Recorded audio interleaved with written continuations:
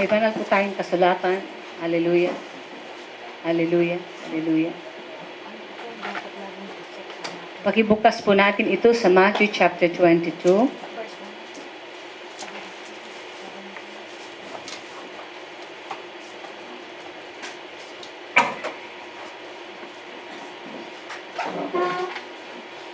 Tayong lahat po ay tumayo muli.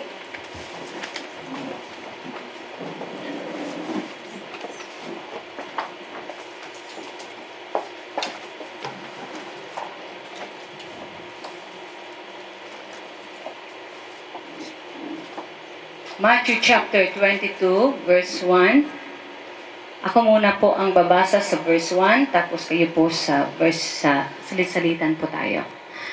And Jesus answered and spoke to them again by parables and said, verse 2 kayo.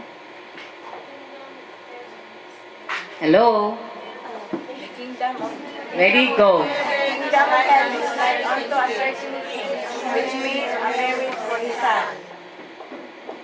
And he sent out his servants to call those who were invited to the wedding, and they were not willing to come. Again he sent forth other servants, saying, tell them which are bidden, behold, I have prepared my meat, my oxen and my husband, all things ready come to me. But they made light of it and went their ways, one to his own farm, another to his business. Verse 6. And the remnant took his servants and entreated them spitefully and slowly. But when the king heard about it, he was furious, and he sent out his armies, destroyed those murderers, and burned up their cities. Then said he to his servants, the wedding is ready, but they which were not worthy. Therefore go into the highways, and as many as you find, invite to the wedding. Verse 10, kayo. So those servants went out to the highways, gathered together all as many as they could. The wedding was ready for his guests.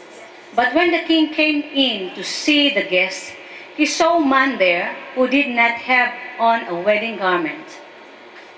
And he said unto them, have no counsel of having a wedding garment, and he was speechless. Then the king said to the servants, bind him hand and foot, take him away and cast him into outer darkness. There will be weeping and gnashing of teeth. Tayong lahat po ay sumabay sa 14. For many are called, but few are chosen. Bless the reading of His Word. Amen. Hallelujah. Umupo po tayo. Hallelujah.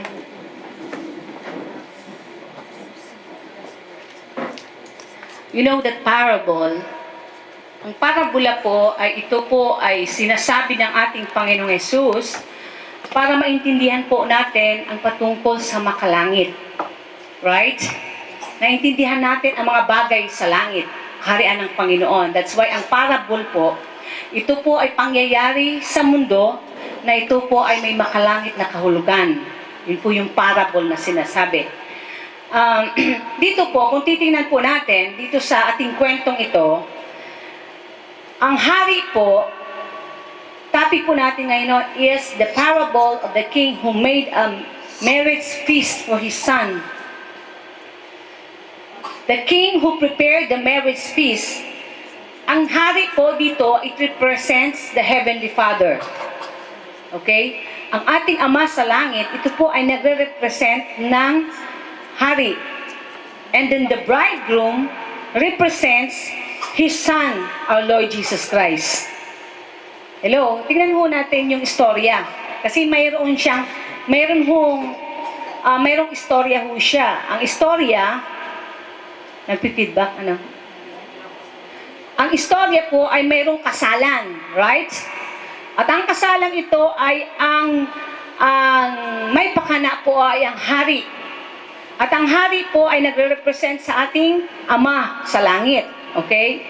And then the son, the bridegroom represents Jesus Christ. And then the bride represents the church. Tayo po yon.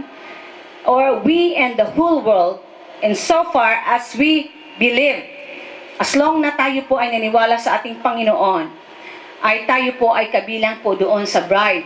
The invitation po to the wedding was sent out by God to His servant.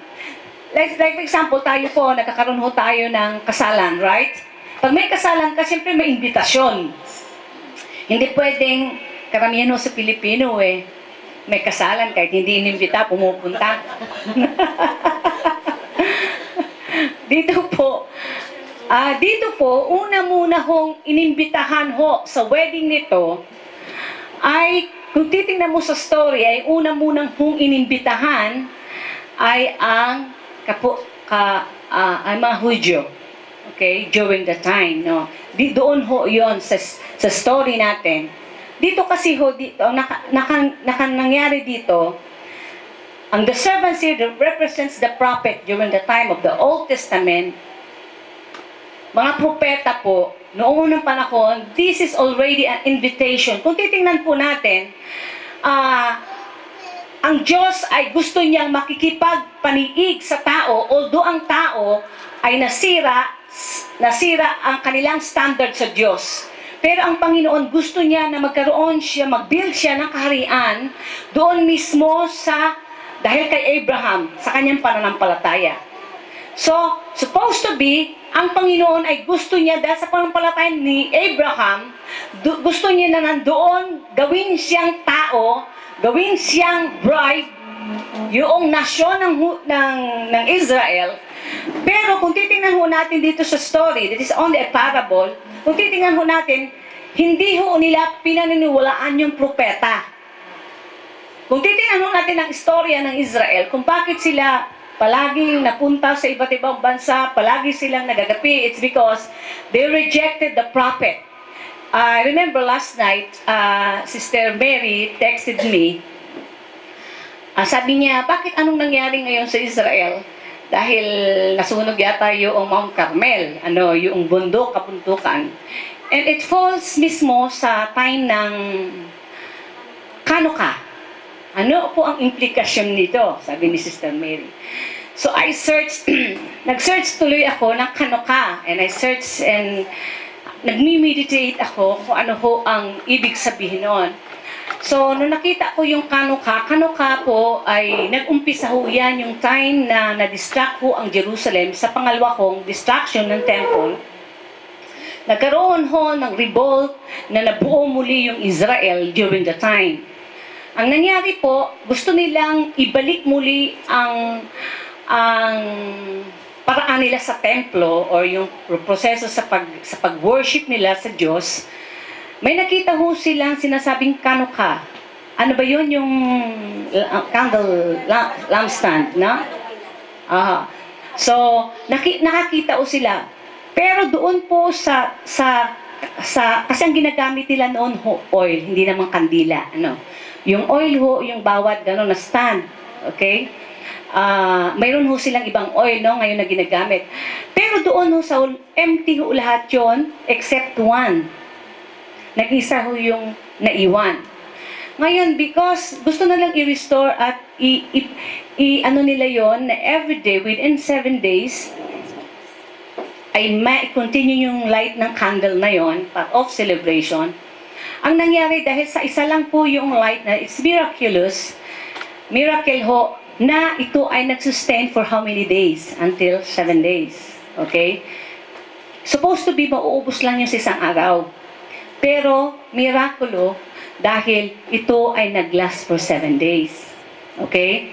Kung titingnan ho natin, when it comes to spiritual, si Jesus Christ po ang nag-simbolo ng yang nag-iisang candle. Tingnan mo, 7 yan, and then may nag-iisa. Kung titingnan mo, wala tayong ilaw Even our righteousness, sa paningin ng Diyos, wala yon. Tuyo tayo kung wala ang Diyos, wala si Jesus Christ sa buhay natin. Because of Jesus Christ, nagkaroon ho tayo ng ilaw. Kaya ho, yung pitong kandila na yon ay naliwanagan. It represent us. Wala tayong oil, wala tayong light. Because of Jesus Christ, tayo po ay